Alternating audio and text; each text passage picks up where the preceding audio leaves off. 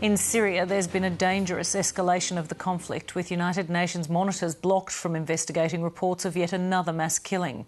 The UN says their monitors were shot at and that Syria is on the brink of what it describes as catastrophic civil war. John Stewart reports, and a warning, this story contains images that some people may find disturbing. This video, posted on the internet by opposition activists, shows the bodies of those killed near the village of Al-Quabir in central Hama province. Up to 80 people are reported dead, including women and children from local farming families.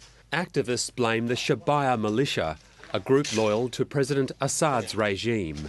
On Syrian state television, the Assad government blamed terrorist groups for committing an horrific crime. But the UN Secretary-General was not convinced and blamed the Assad regime for the continuing violence. The trail of blood leads back to those responsible.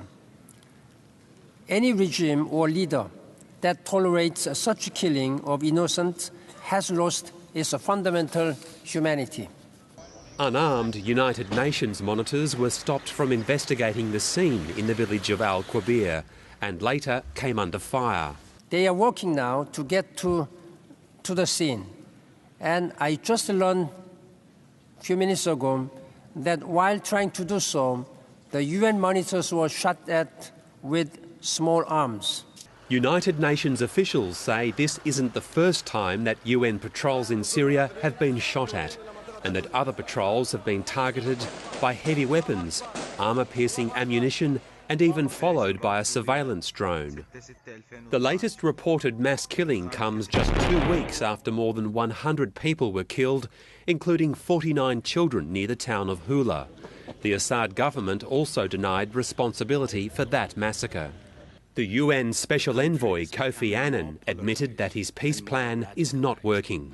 If things do not change, the future is likely to be one of brutal repression, massacres, sectarian violence, and even all-out civil war. Kofi Annan also hinted that it was time for the UN to consider imposing sanctions on Syria. As we demand compliance with international law and the six-point plan, it must be made clear that there will be consequences if compliance is not forthcoming. But Russia and China, both permanent members of the UN Security Council, are reluctant to support sanctions and are firmly opposed to any armed foreign intervention. As the United Nations struggles to take decisive action, scenes like this show the conflict is deepening. The destruction of what appears to be a Syrian armoured vehicle by opposition fighters suggests that President Assad's forces are under increasing pressure from those who want to bring down the government. The UN says at least 9,000 people have died in Syria since pro-democracy protests began in March last year. John Stewart, Lateline.